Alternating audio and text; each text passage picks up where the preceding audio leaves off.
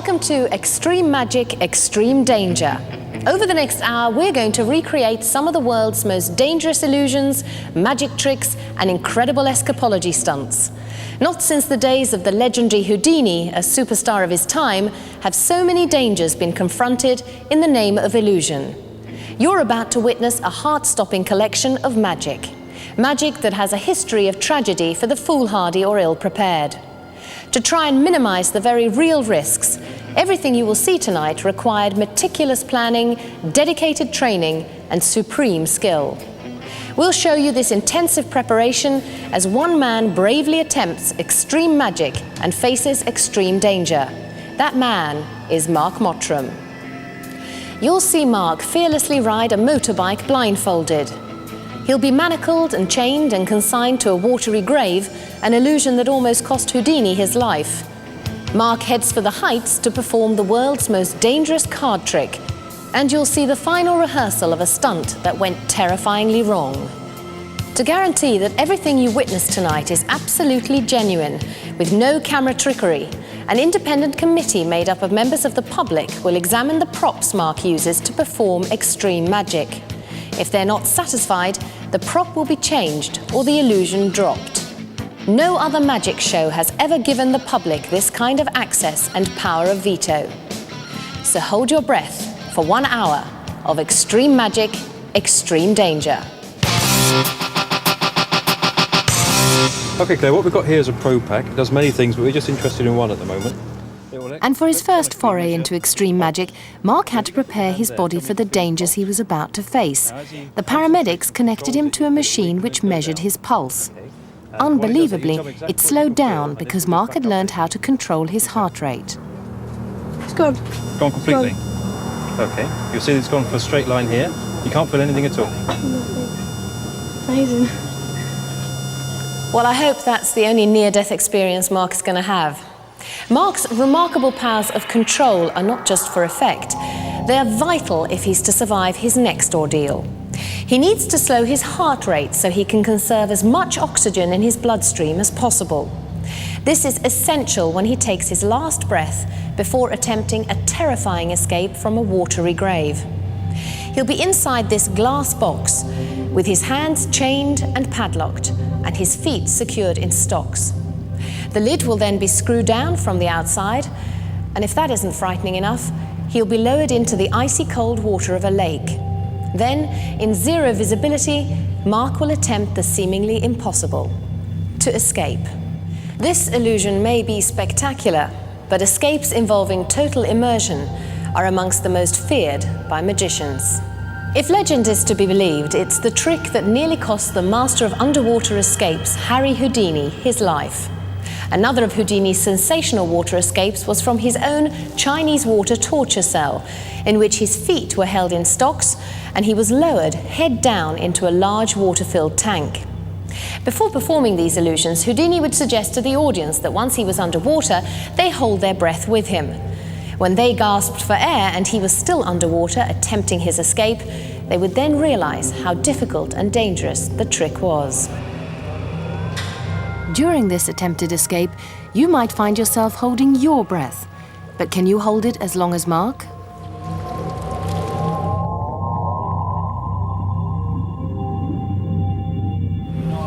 As the training routine progressed, Mark was desperate to know the answer to a crucial question. How long had he managed to stay underwater? Wow, 234. Yeah. How long was that? 234. Well done, mate. I think what we're going to do on the day is actually, before he goes down, we'll give him oxygen rather than air, and we'll increase that time as well. Panic is a killer underwater. Mark will be in a hostile environment. It will be cold, dark. There'll be increased pressure on his body. Neil Watkins, our diving expert, was watching Mark closely. The test is to make sure he can do 20 minutes of concentration and feel comfortable without anything or no visibility. And afterwards, we're then going to blindfold him, and then we're going to give him tasks to do blindfolded. But he's up for it, isn't he? Oh, he's definitely up for it. He's definitely up for it. Really confident. Yeah. Mark had to learn how to orientate himself blind as part of the preparations for his upcoming extreme ordeal. It's gone very well. It's been a long, we're still just afternoon now, but it's been a long day. it's tiring. Keep going under the water, holding your breath and all that. And I'm getting a bit tired now. It's gone good. Yeah. Well, you need to rest because this afternoon we're going to be in the box. Yeah. All afternoon until you get it right. Because you're not going near that lake until you can do it in here. I hope so. Let's hope so, eh?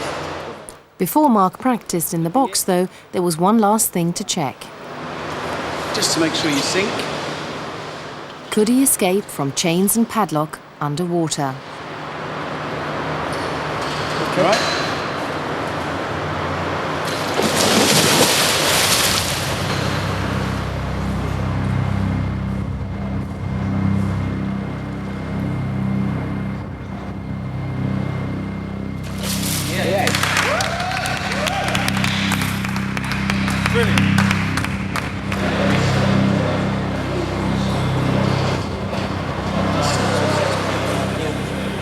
With his hands and feet shackled, Mark was confined in the claustrophobic surroundings of the box for the first time. The production team watched on apprehensively. So nice and relaxed, Mark. It's just a rehearsal. And because it was his first rehearsal, Mark had the lifeline of an air tank in the box with him, something he wouldn't have when he attempted the escape for real. However, the air tank turned out to be of no use when Mark had an unexpected and alarming problem. He couldn't release his hands. Out right now. Get him out. Can't get his hands free. You all right? No, tight. You all right? No, take me up. I need more time with the chains. It's too early in the box. I need to have more time in the water with the chains. It's too early. I was catching my wrists. It was a worrying setback, and if that wasn't enough, he had to continue his daily training regime of immersion in ice-cold water. The first time I did it, I got in the bath, and when I came out, my legs were just like jelly and wobbling, and I couldn't stand up. I couldn't stand up because it was that cold. Now this is actually the third time I've done it, so that was pretty good actually.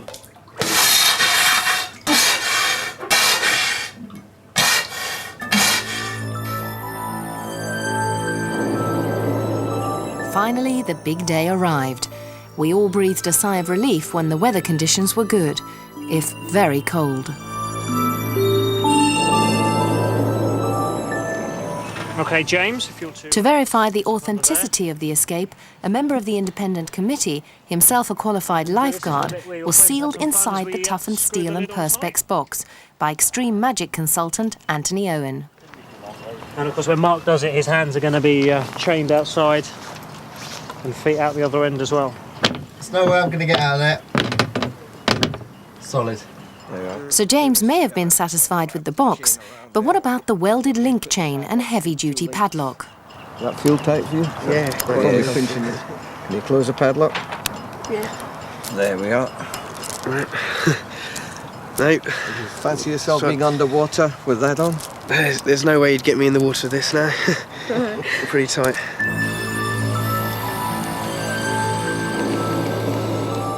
During his training under controlled conditions, Mark had managed to hold his breath for a staggering 2.5 minutes. In these more extreme conditions, a few vital breaths of pure oxygen might just make the difference between life and death. Guys, if you want to take a step forward. That way towards the box, just so that we can see it. Mark? This is Mark. I've got Mark the wing nuts Mottram as well. is our performer. So you've got the wing nuts. I have. There's wing nuts, a couple for you. OK, there, Stuart. Yep. So you can see we're locking the feet in position nice and tight, nice and secure. Screw one on as well. Give me one. Let's have your hands, please, Mark. You happy with the chain? Checked out the chain unlock.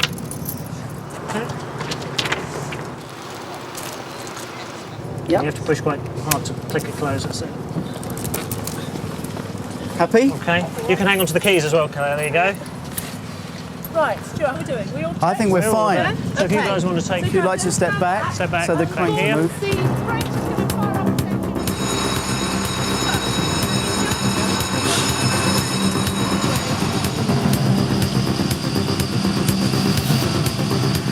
As the crane moved Mark into position, he was well aware that because the escape was so physically unpleasant and dangerous, the safety team would not allow him to repeat it, under any circumstances.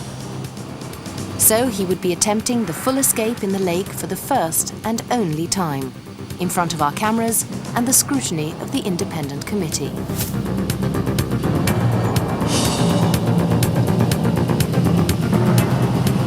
As Mark takes his last breath, hold yours with him, now.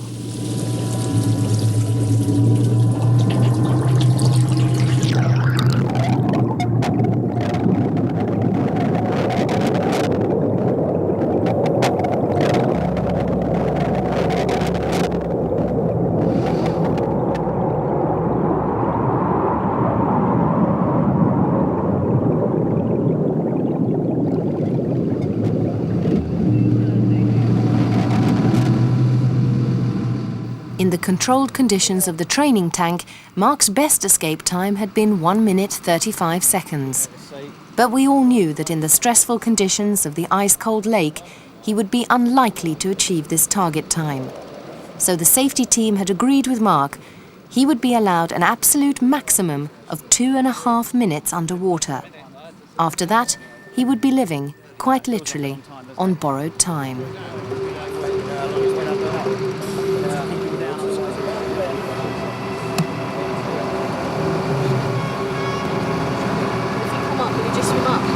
Yeah, well, we should be seeing him pretty soon, actually.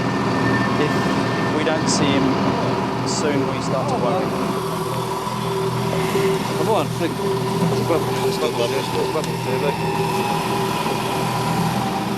That's 1:30. That's 1:30. Come on, boy. Come on. Can't go on much. Mark's now gone past his hoped-for escape time of 1 minute 35 seconds, and there's still no sign of him. These are anxious moments for everyone. Never seen. Go on. That's coming up 1:50. How long you got? 1:50. Yes.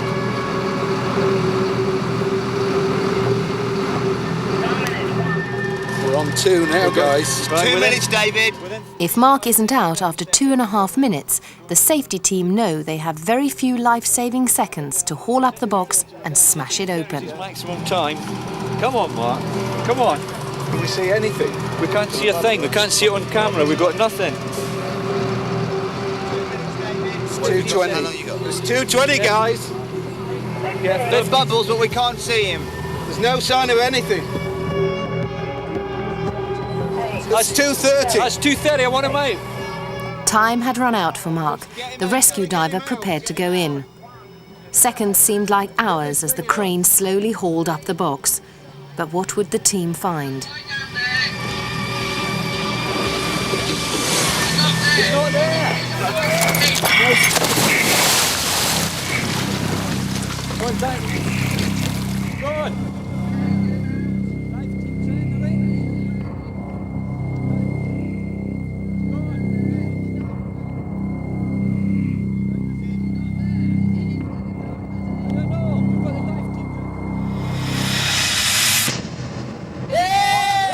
Just as the team were thinking the unthinkable, miraculously, Mark appeared. Got him, Mark. The support boat diver went in to offer an exhausted Mark assistance. Hey! Andrew. Fortunately, the rescue diver hadn't been needed. Very scary. Absolutely brilliant. You all right? Yeah, great. It's great. It's good. Fantastic. Well, overall, actually, it went pretty well. I mean, we haven't done the bit with the crane coming right over at all, so that was very different for me. I couldn't actually tell where I was. I don't know if you could see what I was doing, but I was trying to see where the water was as the crane was coming up and going over. And I was trying to look where it was, just so I knew when to take my last breaths to go under the water. I did have a problem just with one of my hands getting caught on the chains. When you're under the water and something just happens, it just feels like forever. And then after that, just gained my confidence again, It went pretty well. I mean, when I come out of the water and you was all panicking and everything like that, I thought, well, what's going on? Other than that, it was perfect. It went really, really well, and yeah, it was great.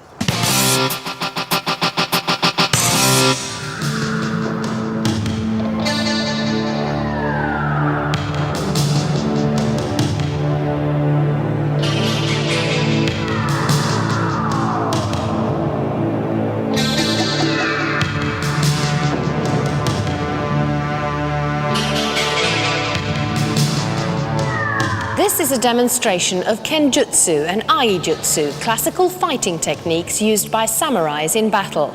Learning these highly skilled forms of combat is only part of the story.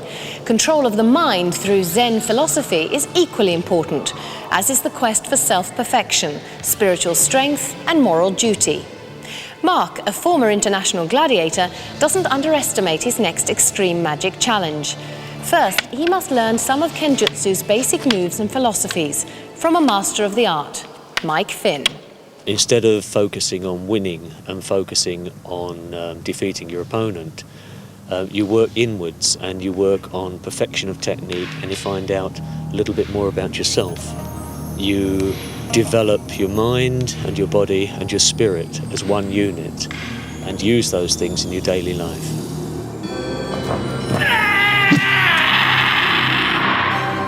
Mark's next extreme magic trick involves a razor-sharp Japanese sword known as a katana. He's going to try to pass his tightly bound thumbs either side of the blade. Nice and tight. Yep.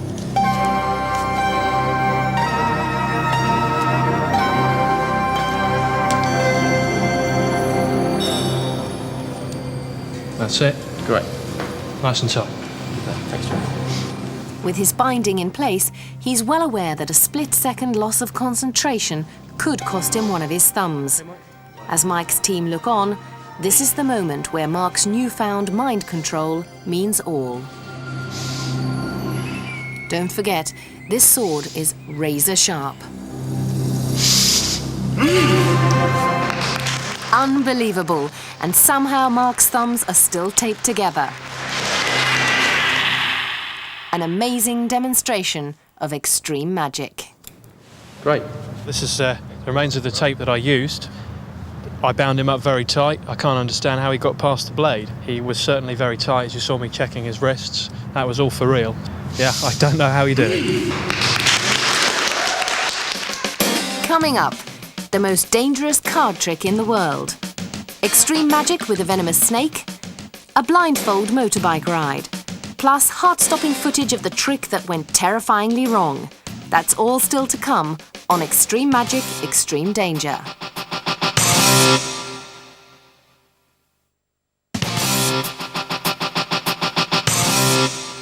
I'm sure most of us would agree that card tricks are pretty safe. Sleight of hand routines using a deck of cards have been a common feature of magic acts all over the world. In fact, the worst injury a card ace like this might suffer is a paper cut. But ask Mark Mottram to perform a card trick and his personal safety hangs in the balance on a narrow ledge 65 feet above the ground.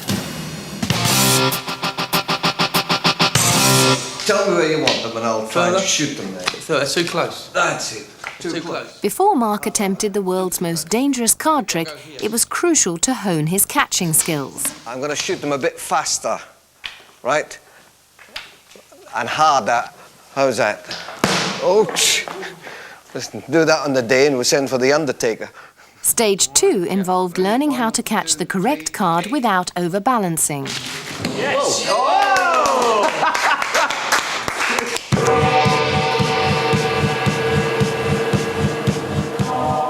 Catching cards on an 18-inch wooden block is one thing, but performing the trick 65 feet up on the edge of the Kew Steam Museum's roof is quite another.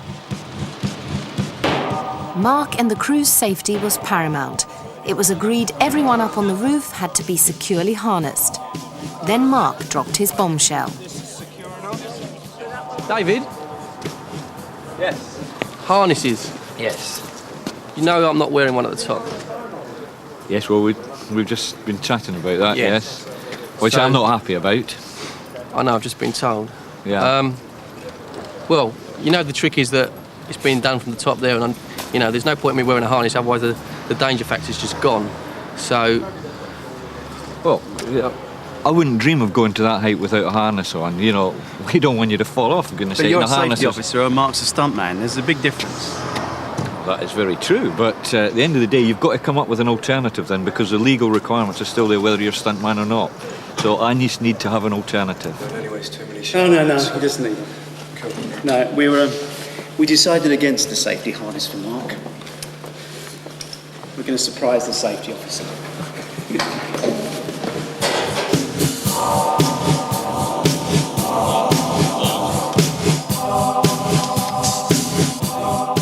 Two local people, Ashley and Kate, volunteered to help Mark with his hazardous card trick. hello, right, are you feeling safe? No. No. You scared? A little bit. Yeah, a little bit, yeah. Right, what we're going to do is we're going to play the world's most dangerous game of snap, OK? And what I want you to do, Kate, if you would, is take a card for me. Pick a card, have a look at it. Remember the card. Show it to Ashley, and then show it to the camera for me. OK? Great. Now put that card somewhere safe, like in your pocket. And we've got another 4 decks of cards here. So what I want you to do is take 2 decks each. Ready? Right, 2 decks each. Okay. That means we've got 4 cards which match your card in your back pocket. Okay. On go, I want you to throw... Mark's going to make them throw all 4 decks high up in front of him. He will then attempt to snatch one of the 4 matching cards out of the air before they plummet the 65 feet down to the ground. And that's why we call it the world's most dangerous game of snap. So, are you ready? Yes. Yeah. Okay, you ready? And 3, 2, 1, go! Go!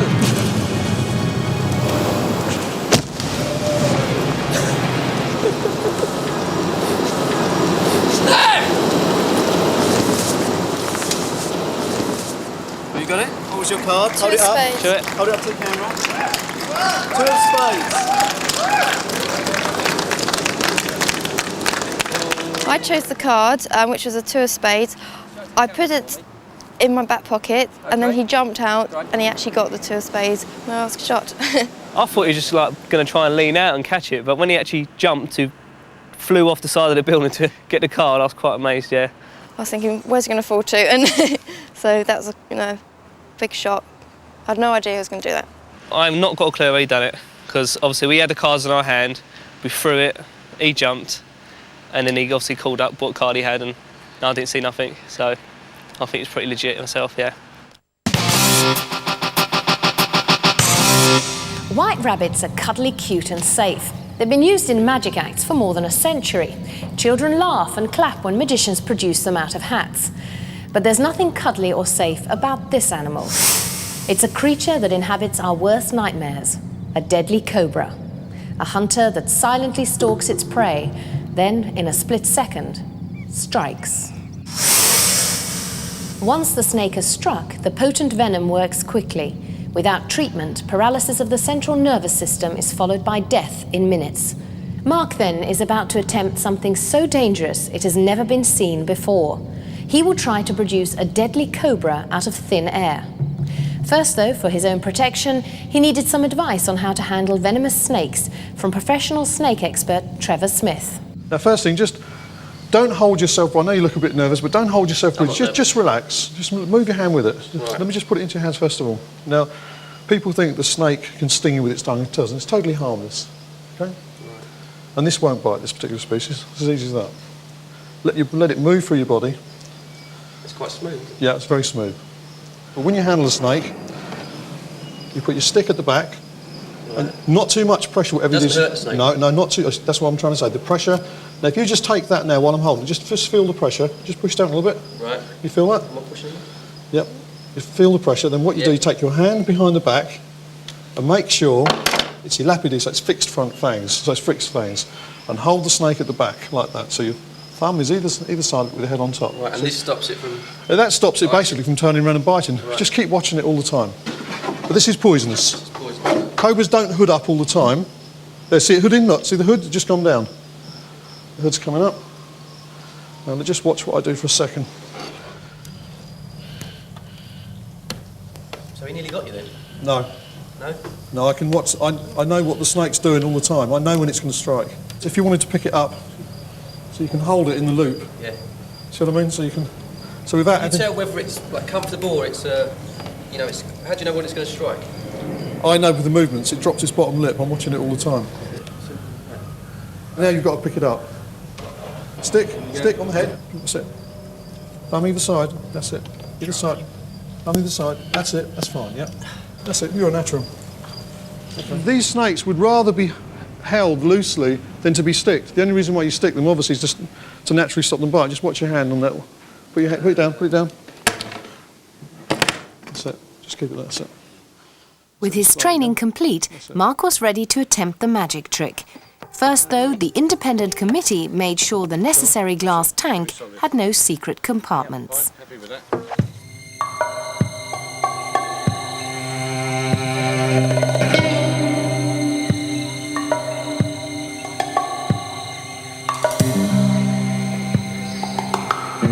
I've already handled the snake. The snake handler taught me how to hold it and, you know, deal with it safely. So I'm pretty confident in what I'm doing with that.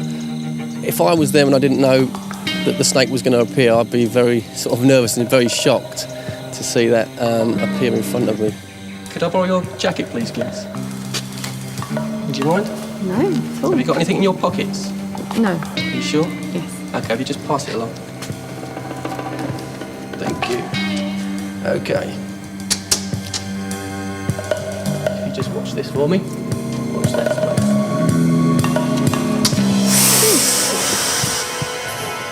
No. It's all right, it won't come out of the box, it's quite safe. Oh, God.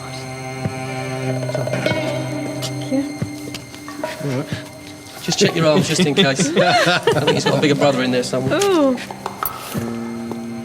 When the snake appeared, I just couldn't believe it came from my jacket.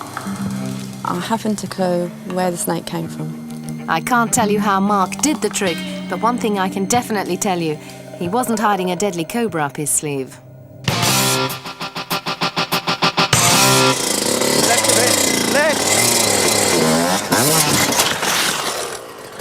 Don't worry, he was shaken, not stirred. Second nature to Mark, as he's a stunt double for Pierce Brosnan in the latest Bond movie, The World Is Not Enough. Mark wasn't rehearsing a 007 crash sequence, though. Incredibly, he was riding wearing a blindfold during the preparations for his next assault on extreme danger. Blindfold driving has a long, colourful history. Newman the Great was one of the first, and he famously drove a horse and carriage blindfold, although he probably had one eye on the publicity he'd get for his stage show. Uri Geller also performed the trick whilst driving his friends home through the busy streets of Tel Aviv. He claimed to be able to see through the eyes of his somewhat nervous passengers. Mark, though, makes no such paranormal claims as he attempts to take the trick to its extreme limits. He'll be riding this motorbike blindfolded around a series of dangerous hazards. As he's riding blind, he'll be relying not just on memory, but also on heightened awareness and his innate sixth sense. You still hear me? Yeah? I'm going to walk with you. All right? Slowly. Oh, you've gone off a bit. That's it. Left a bit, left a bit. That's your starting spot there. To test whether Mark had successfully committed the obstacle course to memory, the team asked him to wear a blindfold and trace out his route. Around the barrels. So you'll feel the heat there. Coming back on myself. Left a bit, left. When these barrels are alight, I mean, I should be able to feel that come past there and come through like I have there. Yeah. This is quite a dead spot here. Yes. That's the tricky bit there. Yeah. To further cement his mental picture of the obstacle course, Mark practiced driving blindfold, but on a much smaller scale.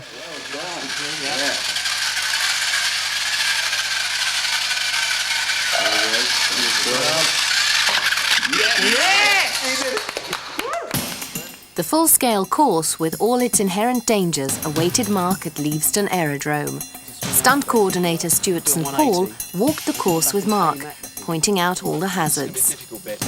Aim at the heat. That's quite tight then. It is. But go for the centre of it. I'm just thinking, maybe that barrel there is a bit too far away. You want it closer? To here, because there's quite a big gap there, there's no heat, you know, and I could wander off. I think until you do it on a bike, you won't know. Before he was blindfolded, Mark was allowed one complete run of the course.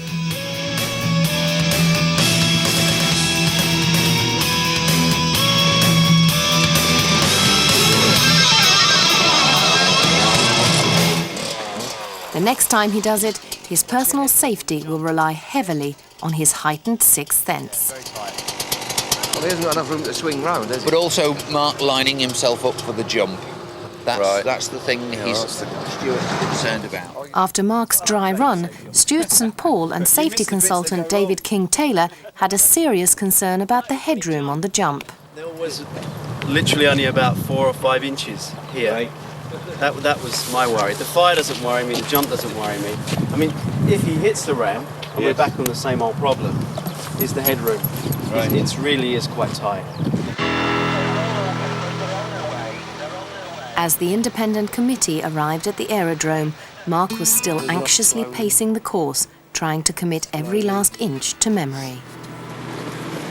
Yeah, I know Stuart's a bit concerned about the ring of fire, which I am as well. Probably the hardest part of doing this is lining myself up on the ramps, and hopefully on the day I'll line it up right and we'll get through it. The scrutineers for this dangerous magic trick were 2 opticians. Who better to confirm whether Mark could see through his blindfold or not? So you're used to examining eyes then, are you? Oh, yeah. Firstly, they taped coins over Mark's closed eyes.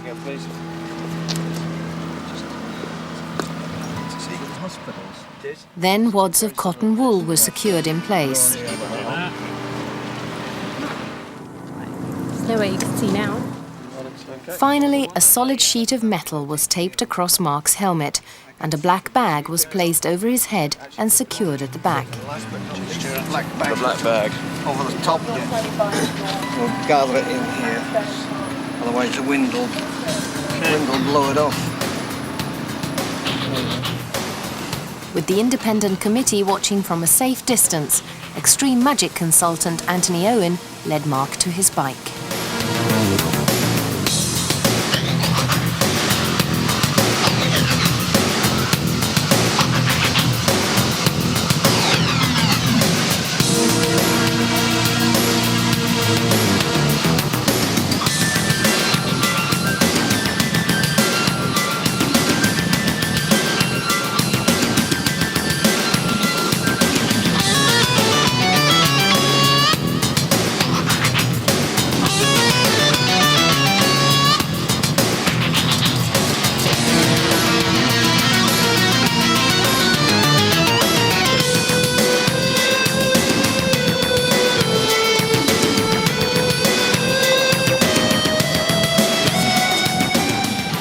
Mark makes a perfect start. Surely this can't just be memory. Is it his sixth sense? Or is it some other kind of magic trick? Nobody knows, but Mark Mottram himself.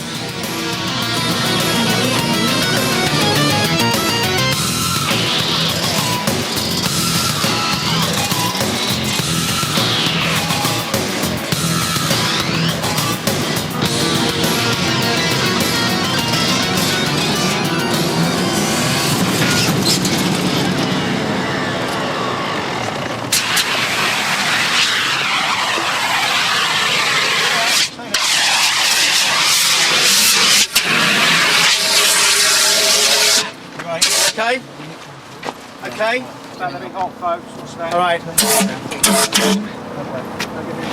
Mind your legs on the steel. Lift off the top. Yeah. Stand up with me. Let's go and get checked out. Take him in the van. Go on it back.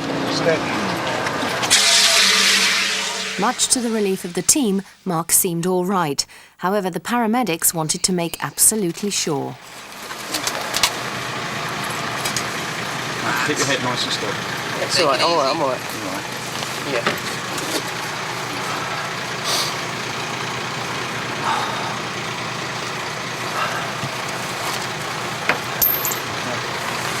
Keep your head nice and still. Sure you got no neck pain? Yeah, I'm fine. Okay, I'm just going to run my fingers down the back of your neck. Yeah. As far as I'm concerned, that's it. You know. Oh no, we can run it again. Oh, look, we said this morning. I've got to get through the hoop. Where's Stuart? David. Do that. Stuart. I'm here. But we walked through this morning when the guy can't see, there's flame, you know, he's under pressure. David, I got all the way around that. All of that, we did the jump, we went through the barrels and everything, and I think we can do the hoop. We can do the Just ring. the hoop. Just the hoop. Yeah. Yeah. Just Even if you just line me up on it. Mark insisted he complete the course. Reluctantly, the team agreed to let him have one last go at his nemesis, the Ring of Fire. I thought it was very impressive. He was doing very well. Must have some guts to do something like this. He must have been judging it through learning some of the course beforehand or using sound. Yeah, his senses basically feel of the fire around him, how hot it is and how far he is from it as well. Coming up after the break, extreme danger with 60,000 volts of electricity. Plus, the final rehearsal of the trick that went terrifyingly wrong, walking through a solid wall of fire. Stay tuned for the most extreme magic, extreme danger.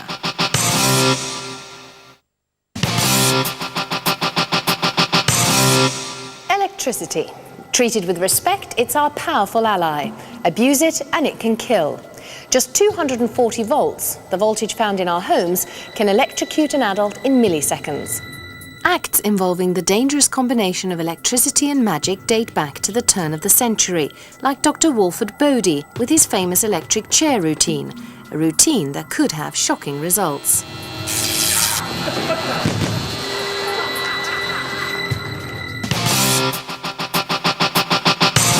In this next amazing trick, Mark is going to try and absorb huge amounts of electricity. The extreme energy found in that most deadly force of nature, lightning. Lightning is the most awesome natural form of electricity, with more people in Britain and the United States losing their lives to it than by any other weather phenomenon. The heat alone from one lightning strike exceeds 50,000 degrees Fahrenheit. Before Mark can discharge such spectacular energy, he first has to store it up and become a human battery. The only difference is that whilst most car batteries are a mere 12 volts, Mark is going to be charging himself up to a staggering 60,000 volts. Now, for very obvious safety reasons, we're not allowed to show you this hazardous process. Once Mark was fully charged, there was a serious risk of electrocution for anyone in the immediate vicinity. Being ultra cautious to avoid skin contact, neon and fluorescent lighting samples were delivered to Mark. They were certified as absolutely genuine by the staff of the Spectrum Group, the suppliers of the lights.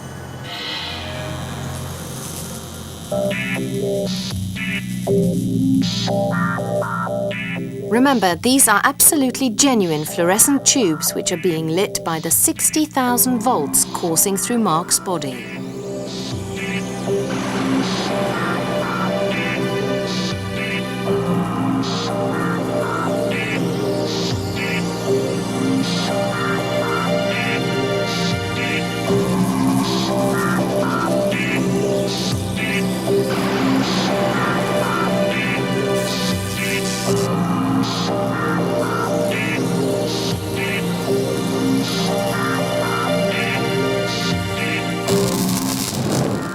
Here, Mark is wearing a small metal thimble which conducts the electricity but protects his finger from the flame.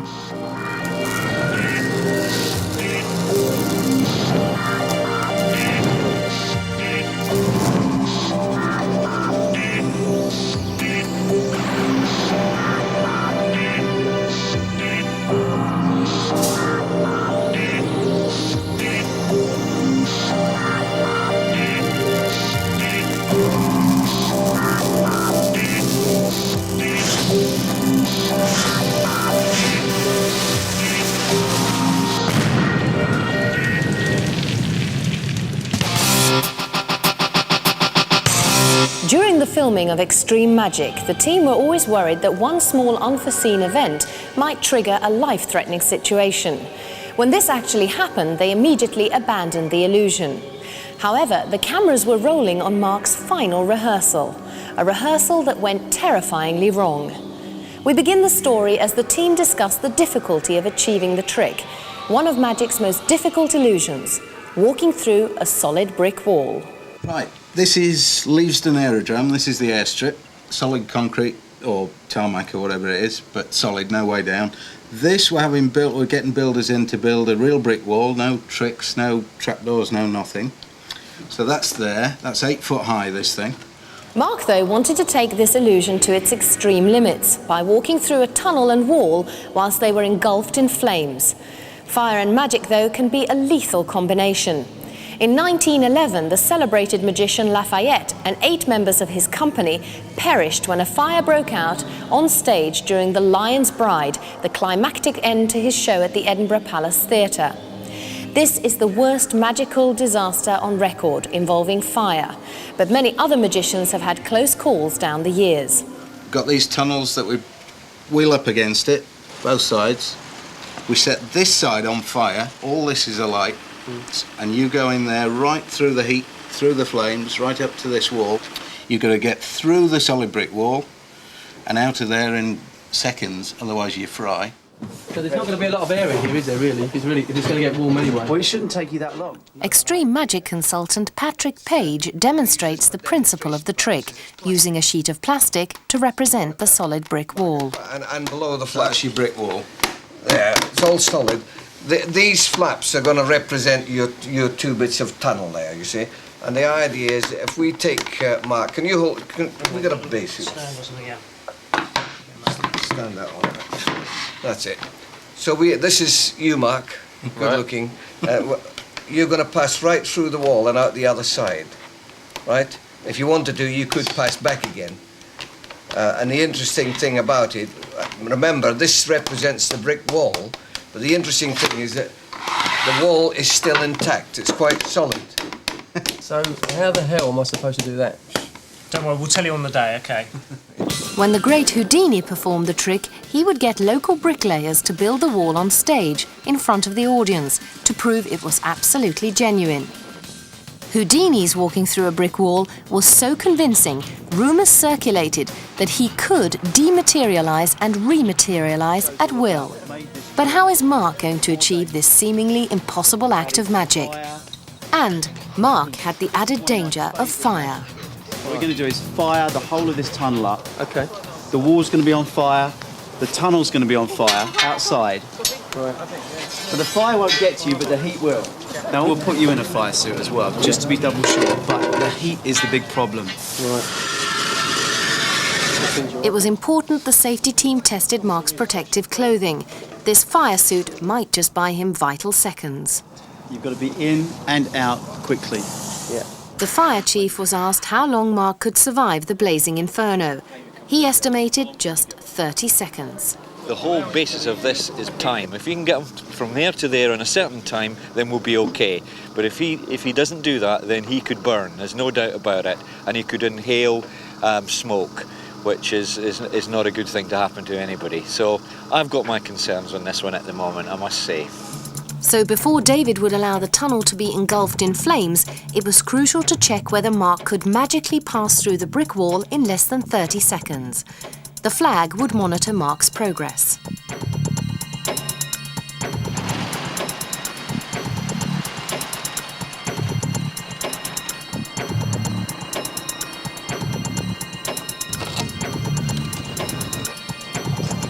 The flag on the other side of the wall started to move, indicating that Mark was through.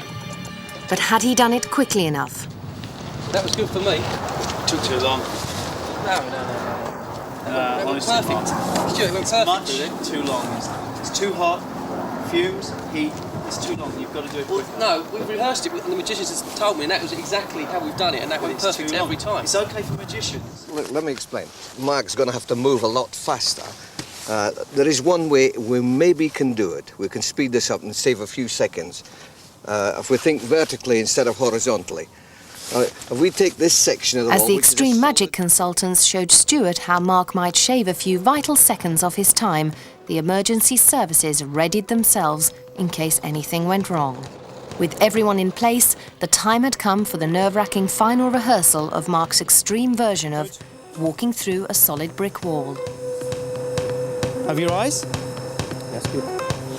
Okay, just going to tuck it in. To ensure there could be no accusations of camera trickery, the extreme magic consultants insisted that this sequence be filmed in one continuous shot. Let's do it? Okay, let's go. All right. Bring the tunnel in!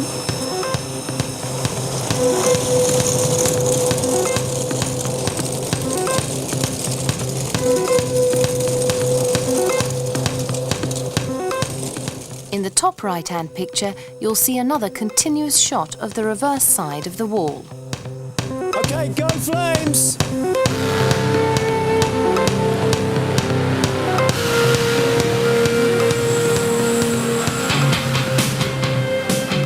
The reverse camera shot is there to prove Mark can't maneuver around the end of the wall, unlike other magicians whose secrets have been revealed by the masked magician. So could Mark get through the wall in less than the critical 30 seconds?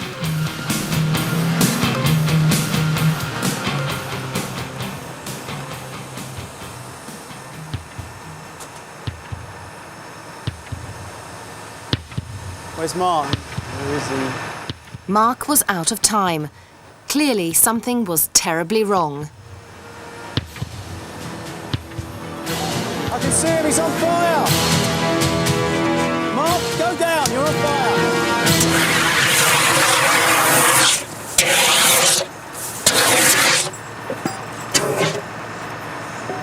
You okay? Yeah. Let's take this off so you can breathe, okay?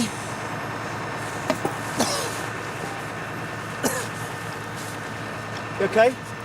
You get a paramedic in to check him. Yeah, just check he's all right. When I come out, my back was burning. I didn't realise at first that I was so light, and that's why I said, quick, get the stuff to the back. When I entered, I could feel the heat, coming towards me, and it was just getting hotter and hotter and hotter all the time. When I got to the end with the first flag, it didn't feel right straight away. I knew I shouldn't have been that hot. And I had trouble getting through the wall. And then I started moving very quickly, and then I could hear Stuart's voice say, you're on fire, you're on fire. Then I started burning even more. Even after I was out, I could feel myself burning. And then even after I come up off the floor, I said to, I think it was Dave, I'm still burning, get the stuff off of me. You don't realise, when you get caught, like how hot you get inside. It's not just on the outside, it's on the inside as well. After that narrow escape, a hard decision had to be made. I really can't go with this. I really can't. I'm always had a concern. Do you agree with me? Stuart? We're stuntmen. This is what we do. I don't want to lose the fire. I don't want to lose the drama. I want to keep all of that in. But if you can't make the trick easier, if the magic trick doesn't work quicker, then obviously he's in trouble. I can't take the risk. Any faster. Well, I can't take the risk. I've just got to cool it. I don't think this will be in the show. I really don't. I know it's everybody's working hard, but come on, I can't do it. I just can't do it. Yeah, well, who's going to tell Mark? I don't know. What, so we're not doing the trick again? No. Why is that? Well, we can't take the chance.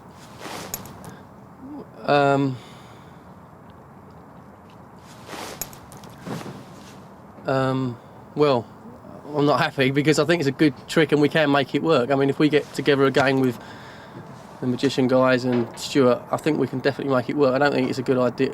We can pull it off. Although Mark had to abide by the team's decision, he had the satisfaction of knowing that even though the final rehearsal went terrifyingly wrong, he really had passed through a solid brick wall. And that sensational stunt brings us to the end of the show. Over the last hour, you've seen Mark confronting a flaming inferno, a deadly cobra, a razor-sharp sword, and 60,000 volts of electricity. Along the way, he's triumphed over a frightening fall, a hard-stopping motorbike crash, and a terrifying escape from a watery grave. I think you'll agree Mark Mottram's courage has been no illusion. Until we meet again on Extreme Magic, Extreme Danger, good night.